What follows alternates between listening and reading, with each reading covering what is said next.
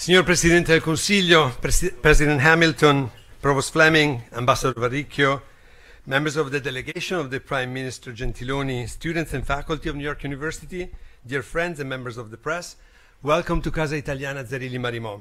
And to all those of you who are following the live streaming either from the website of the Presidenza del Consiglio or from our own. This is an historical day for our institution and our community. After your predecessor, Giulio Andreotti, presided over the inauguration of the Casa in 1990, you are the first sitting Italian Prime Minister to come visit us. And for this, we are very and truly grateful. For the past 27 years, this brownstone in New York City's Greenwich Village, born from the vision, generosity, and hard work of Mariuccia Zerilli Marimò, has opened its doors daily, not only to the students and faculty of Italian Studies at NYU, today the major department of Italian in the United States, but to thousands of people that share the love for Italian culture and have a strong and ever-growing interest for the extraordinary contributions of Italy to literature, music, the visual arts, science, and economy.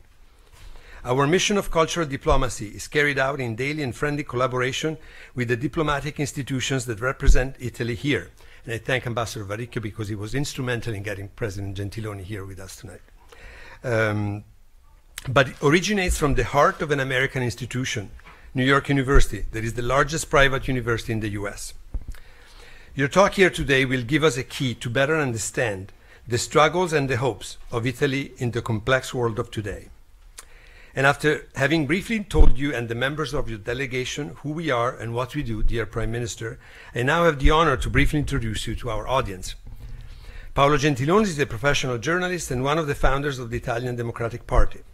He was first known to the national public when, as commissioner for the 2000 Jubilee for the City of Rome, he successfully oversaw all the aspects of an event that attracted millions of visitors to the Eternal City.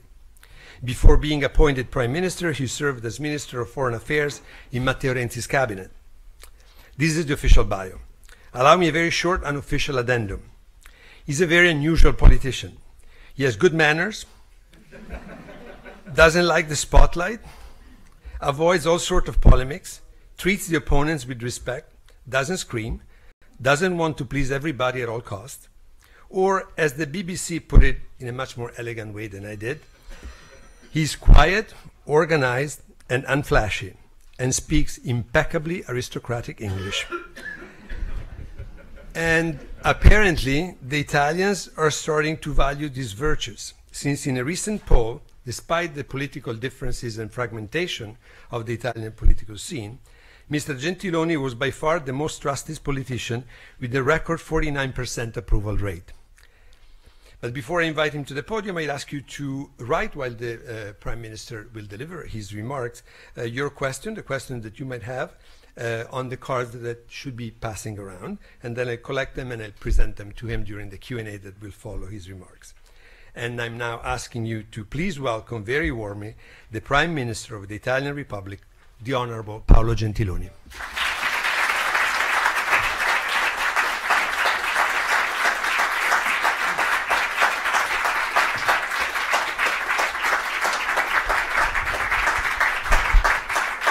Grazie. Thank you very much. I'm really impressed by your presentation and by the fact that I'm the first Italian Prime Minister, sitting Prime Minister after Giulio Andreotti to be here. Well, in a few minutes, I'll try to give you some views about Italy in the world. It is not easy, but then maybe we'll have some Q&A, and this will help us to go further in details. Well, we are in a very difficult and I think unpredictable world now. Geopolitical instability is there, and at the same time we have a economic dynamism, and in Europe a renewed sentiment of trust for our common journey. which is feeding hopes that we are heading towards better times. So in one side we have instability, the world unpredictable. On the other side we have a good economic perspective, even in Europe, that perhaps was a little bit slower to reach growth. Our societies have undergone 10 very difficult years. Choices such as Brexit, together with the emergence of nihilism in the form of organized populism, are all part of the complex net of consequences of that crisis, which trickled onto a crisis of trust and confidence. We are still fighting challenges on many fronts. We face a geopolitical scenario in which reasons of concerns are not decreasing. We could mention North Korea and the international terrorism threat, for example. We Italians are particularly focused on North Africa and the Middle East, with the view of finding a reasonable and equitable way to build a long-term and long-lasting stabilization. We want to see Africa thrive socially and economically, also because this is the only way to manage migration flows without giving up to our principles and our humanity. While engaged in challenging geopolitical fronts, we are also experiencing, finally, a good outlook in our economies. In the current year, economic forecasts for Italy have been constantly amended with increasing numbers, reaching now an expected 1.5 growth for 2017. In Italy, female employment levels and foreign investment levels are at historical high. The first one is still very low, but it is at an historical high.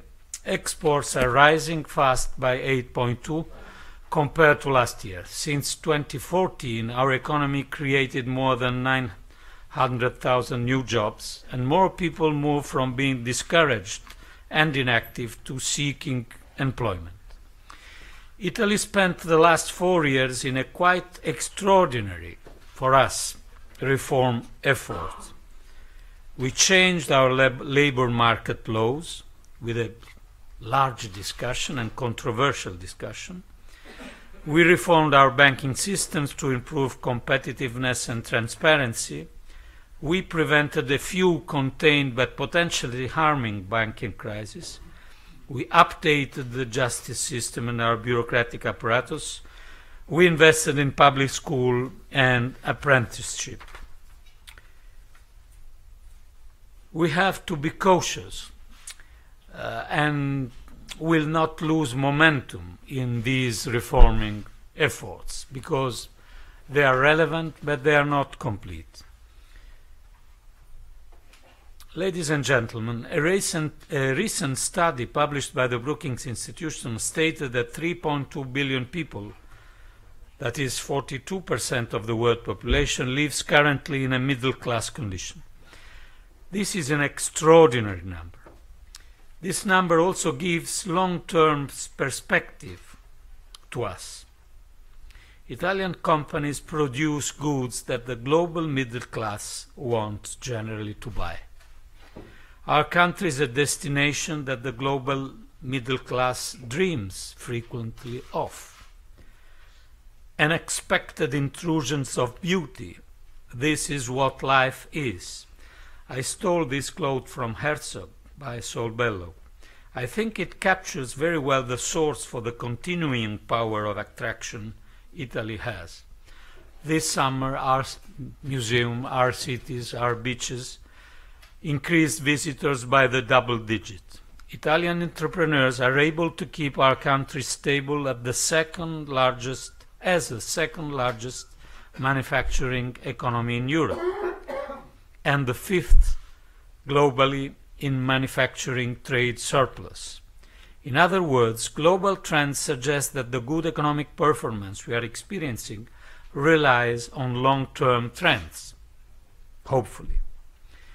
But global trends also highlight a paradox we must face if we are to persist and to prevail in our effort of defending democracy against the external threat of terrorism and the internal threat of nihilism and populism. In fact, while the world looks in its best shape ever from a distant perspective, nobody lives in a distant perspective. People live in real context. People are not numbers or statistics. We know that in our developed countries, the middle class and the low-earner groups, most often our youngest and brightest, have suffered and are still suffering. It is a fact that you will not rejoice for the improving social conditions in the other side of the planet. If your opportunities are shrinking, your salary does not allow you to make ends meet, if your kids look less fulfilled than you were at their age. And to make things harder, masters of illusion are at work, making sure that the legitimate causes for anger and frustration are exploited to the bone. And so progressive parties and governments are facing really hard challenges. There is no silver bullet. However, with the creative wisdom of politics, we can ensure that policies which support growth go hand in hand with those that support social inclusion. The efforts of my government have two key drivers. On the one hand, we will continue to work to improve our domestic conditions. In a few weeks, I will present to the Parliament the last budget law for this legislature. The other inspiring point of reference for us is Europe. Brexit worked, indeed, as a wake-up call. There is no doubt that the long-term assessment of the European project is one of stunning success. It has allowed for unprecedented economic progress and inclusive welfare across European countries. Our Union has established peace in lands where war was the norm. But politics, again, is about the future. Decisions are taken on the new paths, not the old ones. This is why we need stronger economic policies, not to increase spending, but to give meaningful answers to our citizens. Europe needs to gain a more complete understanding of the damage that occurs when austerity is the only compass. And I am confident that we are nearly there. And we need, of course, a common European policy on migration.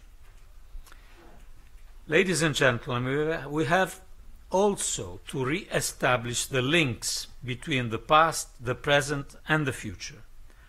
The masters of illusion always refer to the distant past, a golden age which never existed.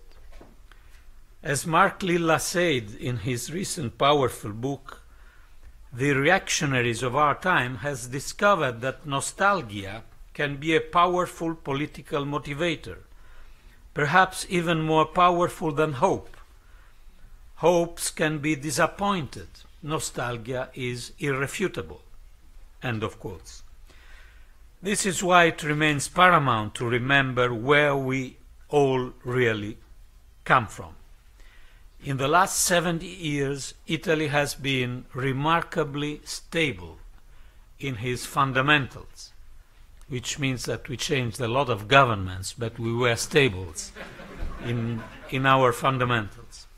We reconstructed the country after the war, experienced the greatest economic boom in our history, we defeated internal terrorism, we built a modern and dynamic economy, nurtured generations of scholars, intellectuals, artists. Italy took the choice of Europe and the single currency, and more recently we were able to recover from the Great Recession, while always fulfilling international duties, including the global effort to tackle climate change. In all these years, we attempted at squaring the circle of economic freedom with an inclusive society. Looking at the past makes us confident that persisting is a good strategy, that confidence in democracy is well placed, that our values, while built out of a meaningful tradition, are the drivers for our choices. As President Lyndon Johnson put it, if we succeed, it will not be because of what we have, but it will be because of what we are, not because of what we own, but rather because of what we believe. Thank you for your attention.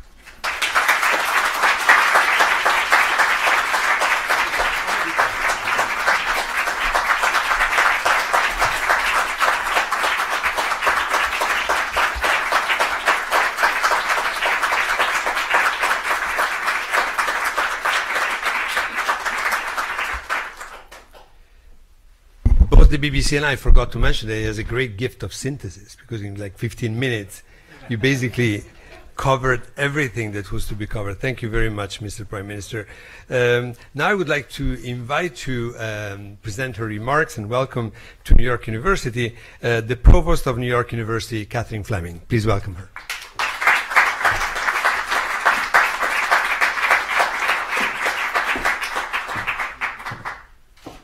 Thank you very much, everyone, for being here. I'm here and would like to say on behalf of President Hamilton and myself, we are genuinely, deeply honored by your presence. Thank you to the Italian Prime Minister, Paolo Gentiloni, for visiting New York University, and especially for visiting Casa Italiana Cirilli Marimo. I also wish to welcome and thank the Ambassador of Italy to the United States, Armando Varicchio, and his staff for making this visit possible. I am sure it took a lot of work and no small amount of anxiety. The Prime Minister has just reminded us of the very central role that Italy has long played and continues to play on an international platform. And the centrality of Italy in the world is very well reflected in the central role of Italian studies and the study of Italy from divergent aspects: art, music, law, fashion, and it holds this great centrality in New York University's global vision. And those of us who live in the neighborhood know that Italy marks our streets and parks. Very near to us, we have a beautiful statue of Garibaldi. The importance of Italy to the university is very much underscored by the building in which we're all gathered today, Casa Italiana, and also by Villa La Pietra in Florence. Both of these two were established in the early 1990s, thanks to the great generosity of two very different individuals who shared a common love of Italy, and both of whom really deserve to be recognized today.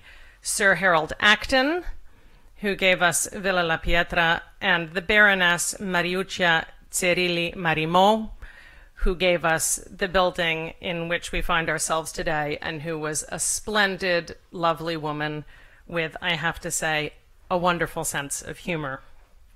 Thanks to their great generosity and their vision, Italian culture is a very important aspect in the lives of thousands of people who come through the doorways of these two institutions. Now, as you've just heard, the Prime Minister, we are told, at least by Google, is a man of mystery. That is literally a common headline. The Economist referred to him as a, quote, gentleman minister, and the BBC asked the question, and I quote, Italy's quiet man, PM. Who is Paolo Gentiloni? Well, we're in the United States, and I have to say I'm quite envious. It must be lovely, you Italians, to have a quiet gentleman.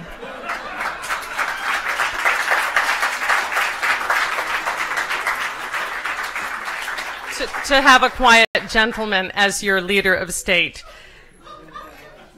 Very well done. Now, we're going to continue the program, as you heard, with a Q&A, which is going to be moderated for us by Stefano Albertini.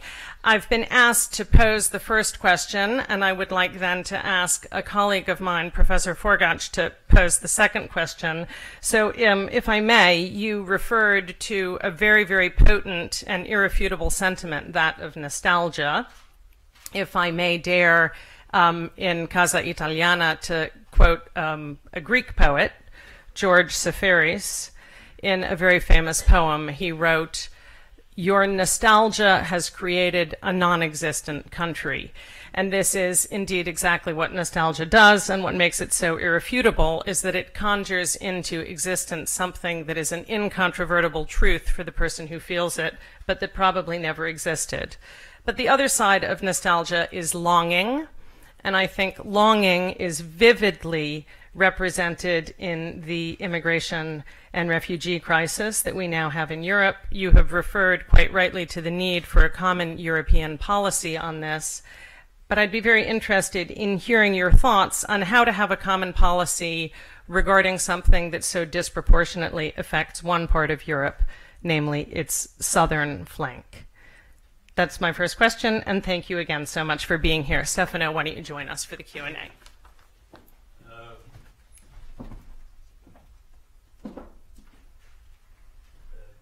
Thank you very much for your words and for your question.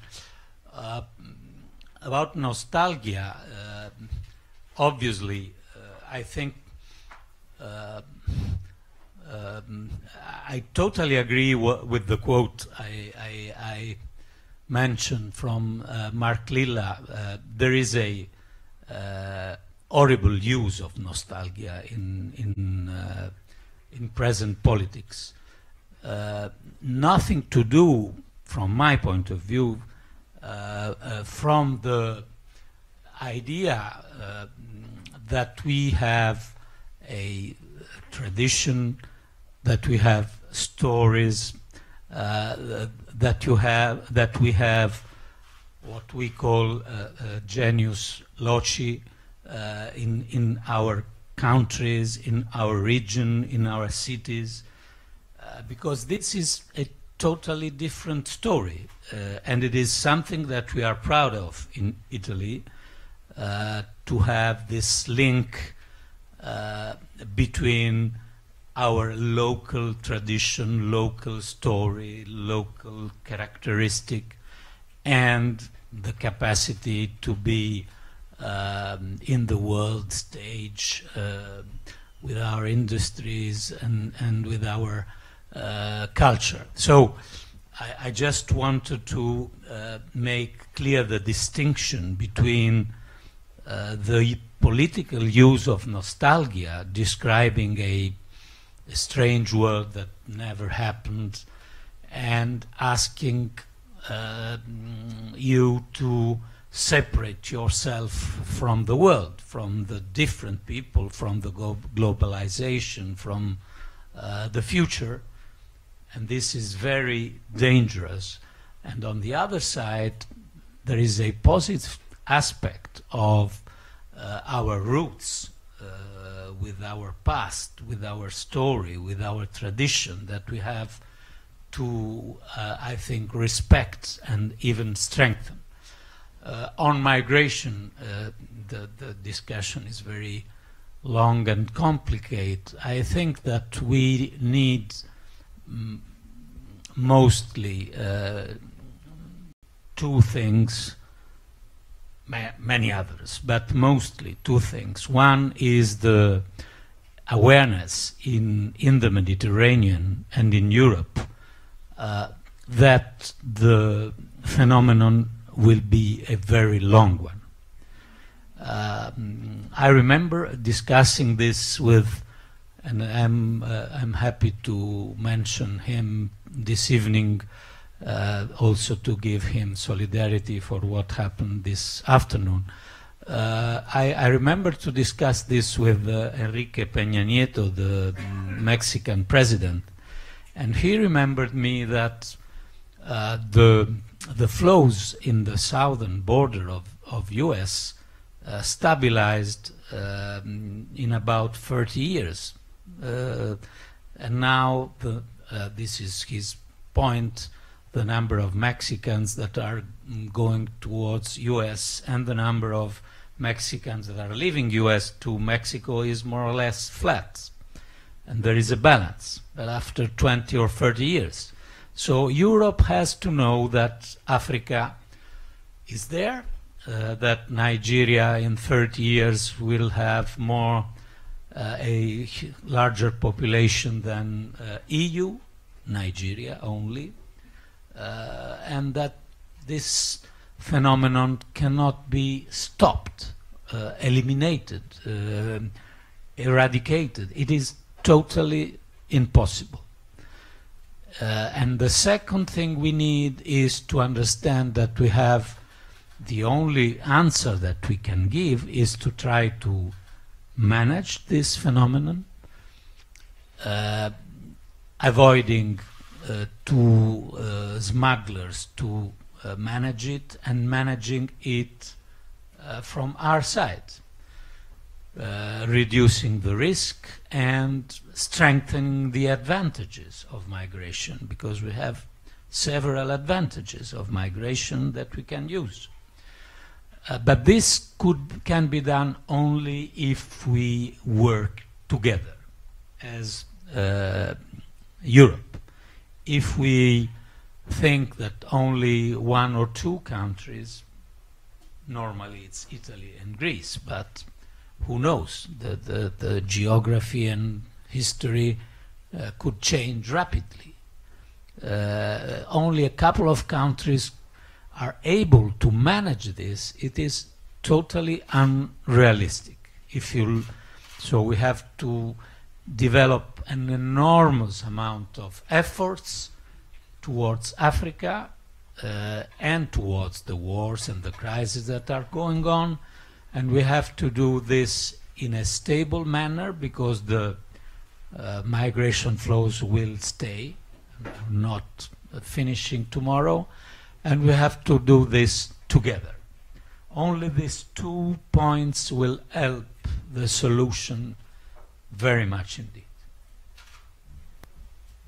Thank you, Mr. Prime Minister. There were other questions on the issue of immigration, but I think you covered those. And now we'd like to ask Professor David Forgash to ask his question. He's the chair of the Department of Italian Studies here and an historian of contemporary Italy. Well, I'd like to repeat what Catherine Fleming said. It's very encouraging to have a Prime Minister who is respected as calm and gentlemanly and not demagogic. What kind of Prime Minister, you know? And I think I just want to ask perhaps a more difficult question. You ended your speech by saying that the aim of your government and your vision for the future is to reconcile economic freedom with an inclusive society. And that's an admirable vision. We know it has a cost. But I wanted just to ask you what you think about the possibility that Italy might relapse into something more unstable. It hasn't yet had its Brexit. It hasn't yet had Donald Trump. It did have, of course, from 1994 to 2011, a Prime Minister for much of the time who was critical of kind of conventional government and so on. And there are certainly figures in the wings who could threaten the stability of the parliamentary system and the political system. I think we know who we're talking about. We're talking about the Movimento 5 Stelle, the Five-Star Movement, which came as a very large party in the 2013 election. So there are forces that we know in Italy which don't want the kind of stability that you're looking for.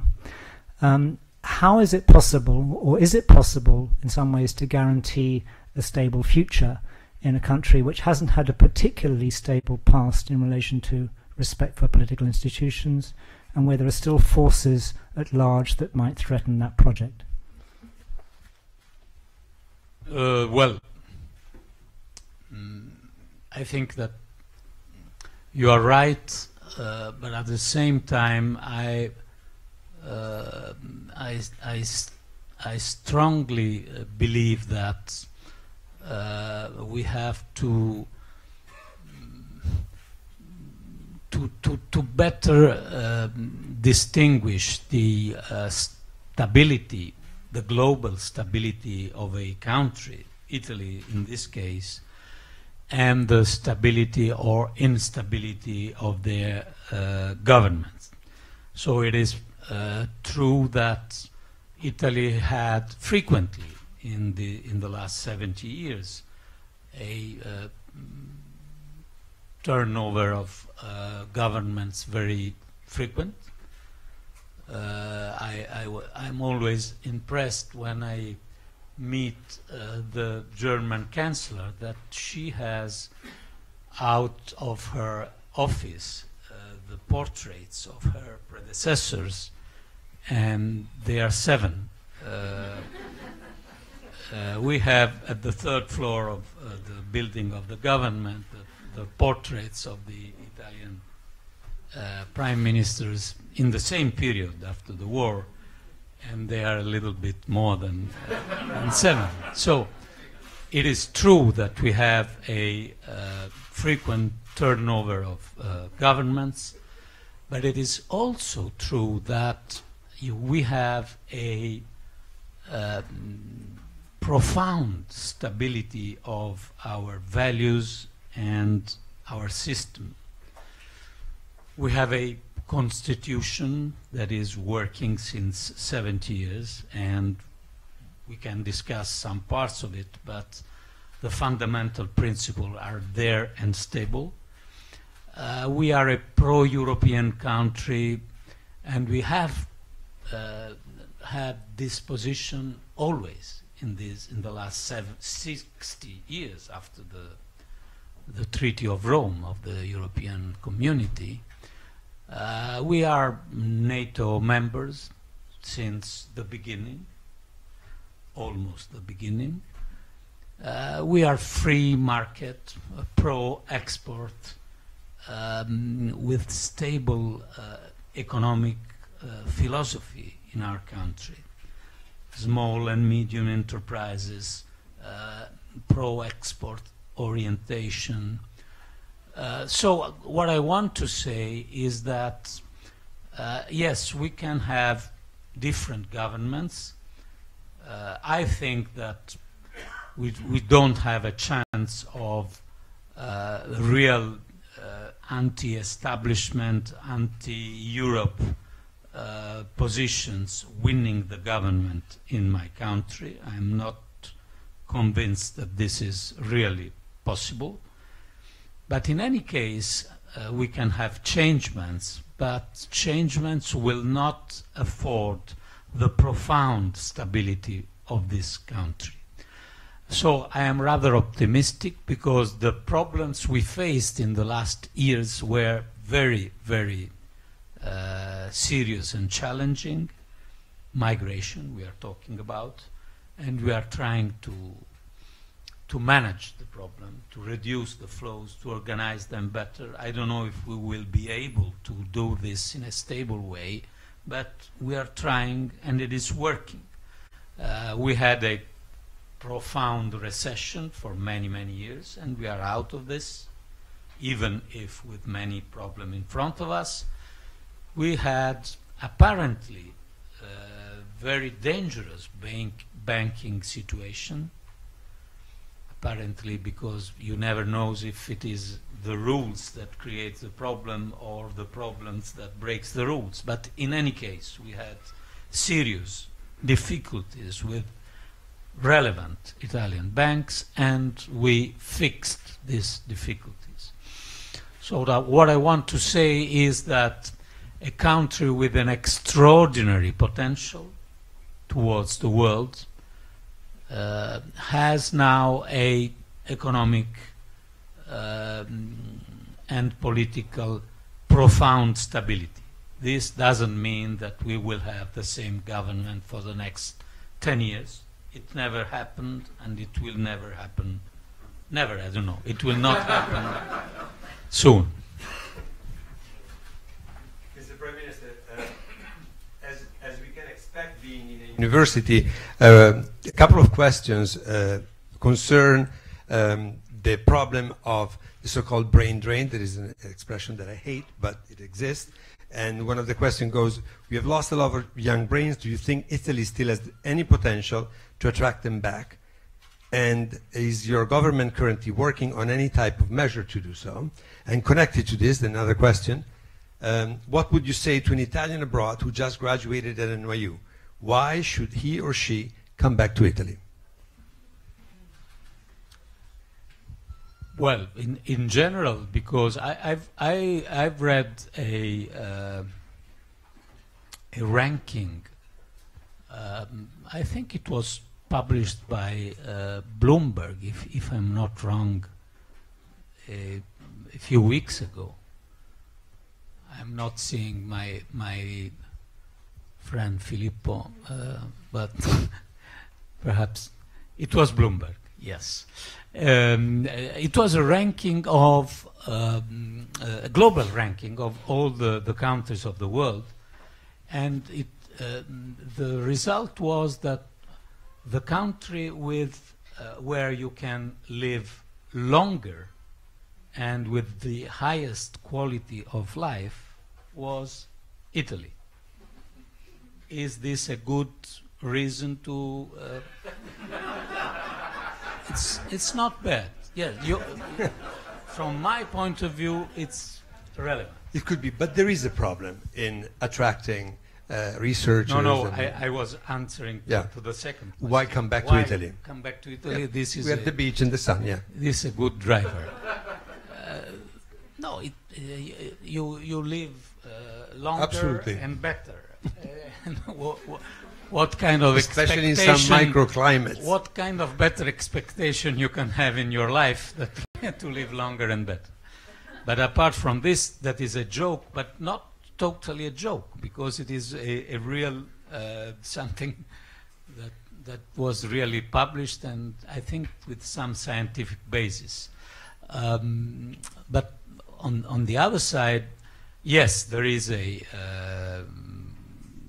large circulation of students and talents, and we have to improve our politics, I think, in two directions. One, for sure, to create opportunities for those that are abroad to come back, and we are trying to do this. It is not easy because we have many investment to do in our scientific and university system.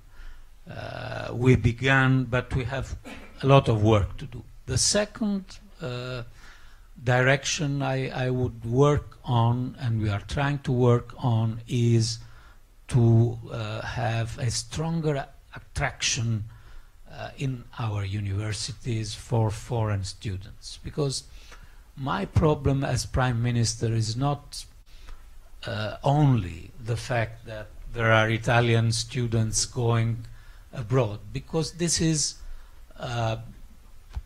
absolutely normal.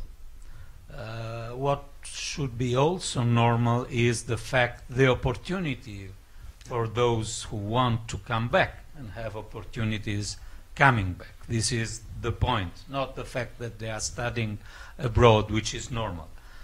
And also, I would like very much to have a larger number of foreign students in our university. We have excellent universities. I have to say we have also larger number of foreign students that is normally thought in our debate. For example, I don't know how many of you knows how many foreign students are studying in Milan University in this moment, and they are quite a lot. Then we have discussions when Politecnico di Milano decided to have English-only degrees. English-only degrees in some subjects. There was a huge discussion in the country, and I understand this. But in any case, we have to work in both directions to multiply the opportunity for those that are willing to come back and to attract.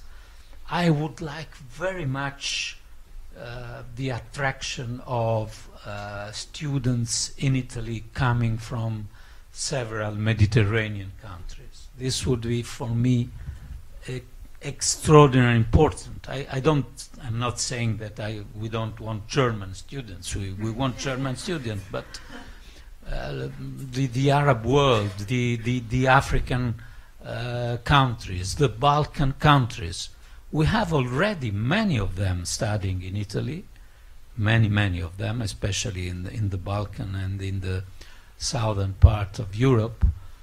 But we could have many more of them from Africa, the Middle East, and this, I think, would be a great success for our universities. But Mr. Prime Minister, so where is the problem? Because we agree that many Italian universities are excellent and they provide great level of education, and still they're not attractive enough to attract either back Italians who are abroad or, as you said, scholars and students from other countries. So there is something there that is difficult to pinpoint, but... You use the term enough, and I agree, because I wouldn't say that they are not attracting. They are not attracting enough, because I repeat, the numbers of foreign students is increasing and is high, particularly in some specific cities in Italy. Milan, Florence, some cities. Turin too, I think, the Polytechnic. Yes, but I mean thousands and thousands of foreign students, not a few small numbers. So I think we have to multiply these efforts, but we are more or less in the right track, and you know, many things goes together. One is also the organization of labor, the organization of housing. There are many aspects. If you pay attention of how a city like London functions for housing and jobs. Well, I don't know if it is right or wrong, but it is very, very flexible.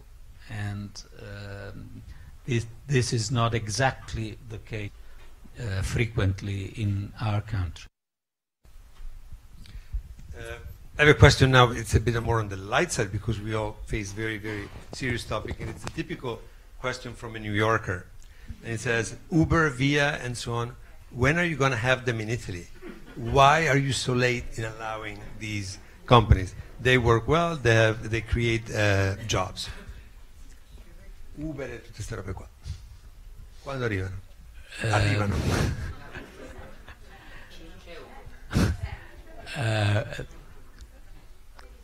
Uber is there. There is a certain amount of tension since a few years because Uber is there.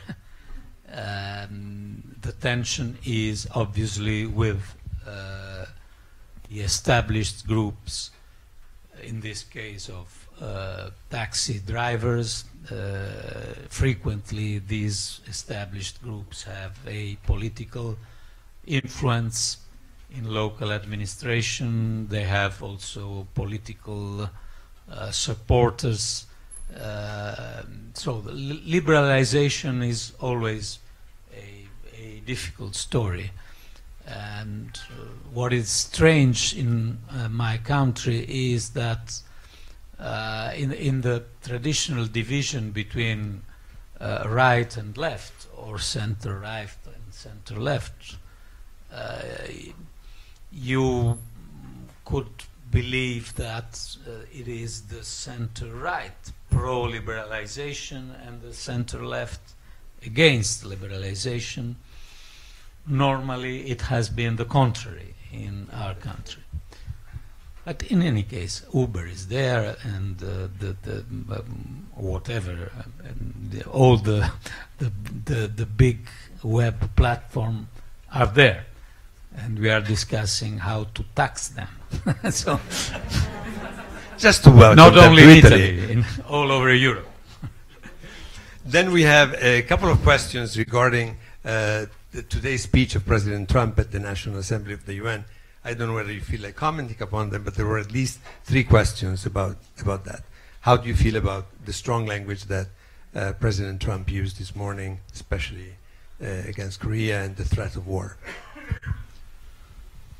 Well, I am not. I think that the president, the speech of the president was, in some way, stressing concepts that he already gave in this, in these months.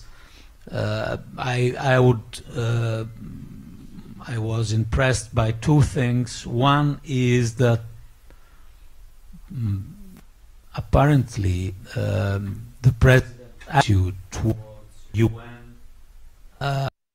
was less confrontational than it was supposed to. And my impression was that my friend Gutierrez was very happy yesterday during the meeting they had before the beginning of the General Assembly. The second point is that, well, we have to find a balance between the concept of taking into account and stressing your national interest and the situation of the world. We are not yet there. And this is not, I have to say to our American friends, this is not a problem of the Donald Trump language. It is a problem all over the world. We have a tendency to stress national interest first in several countries. This is one of the consequences of what we were talking about, so the contradictions of globalization. So you look to globalization,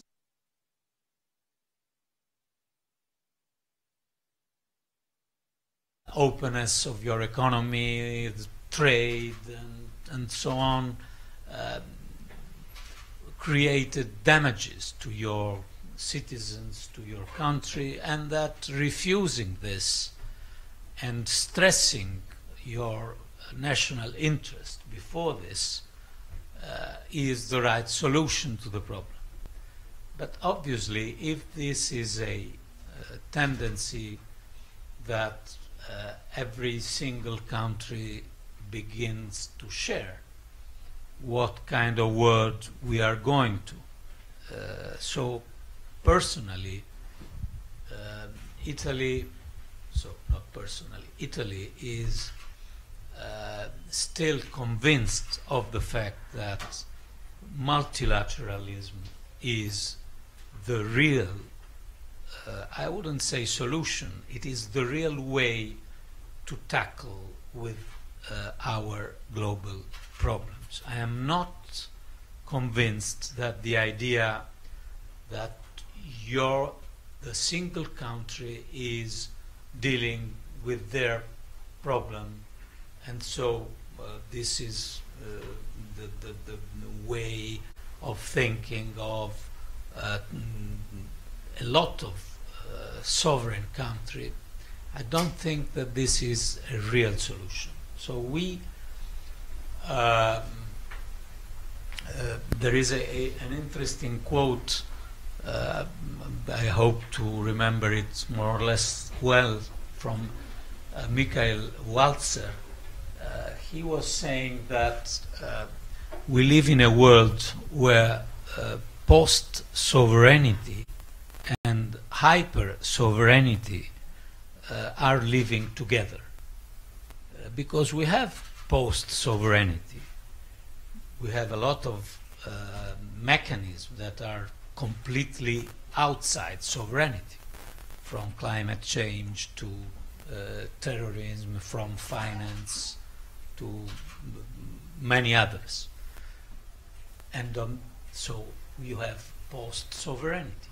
But on the other side, at least in the last 4 or 5 years, we have a tendency to hyper-sovereignty.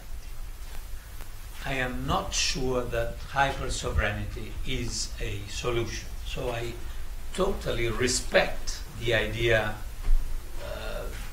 of the president to defend the national interest of US. I understand the reason, politically, I understand the reason why he is saying this. But I think that we have to connect this to the multilateral approach that we need.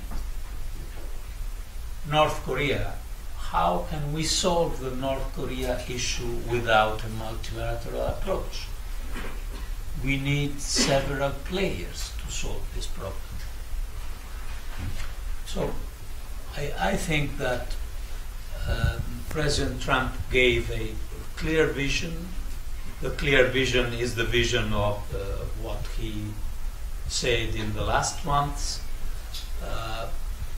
I think that there is something very useful about United Nations, but I am still convinced of the principles we are fighting for as Italians, and I hope also as Europeans. And this is open trade, multilateralism, no to protectionism, the agreement on climate change. So we have some results at international level, and I think we have to defend these results. This will not afford our relation with the United States, because I was saying before that we are a very stable country. The very stable country had very good relation with Kennedy, with Nixon, with Clinton, with Bush, and we have good relation with US since 70 years. So this is not a problem of bilateral relation, it's a problem of the view that we have of the world. And I am completely convinced that we still need a view where multilateralism, open market, freedom, fight against climate change are the basic principles of our common activity. And we will discuss among friends around these principles, as we discussed in the G7 that we had in Italy, in Taormina. It was a very positive discussion with very good compromises at the end. And this is diplomacy. Thank you, Mr. Prime Minister. I was looking for a question that would allow us to close on a positive note, because after the question on President Trump's statement this morning at the UN, I was very pessimistic, but I think you managed somehow to close your statement and therefore our evening, because I know you're headed to another appointment, with these key words, amongst which multilateralism and the impossibility of solving the problems alone, either as individuals or as states.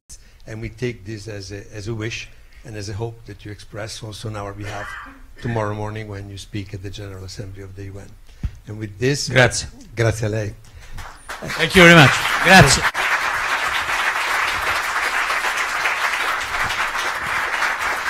May I don't want to interrupt the very deserved applause of the Prime Minister. May I ask you kindly to stay seated until the Prime Minister has left the building? So please stay in your seat except for the front row, and we're going to go out this way. Prime Minister.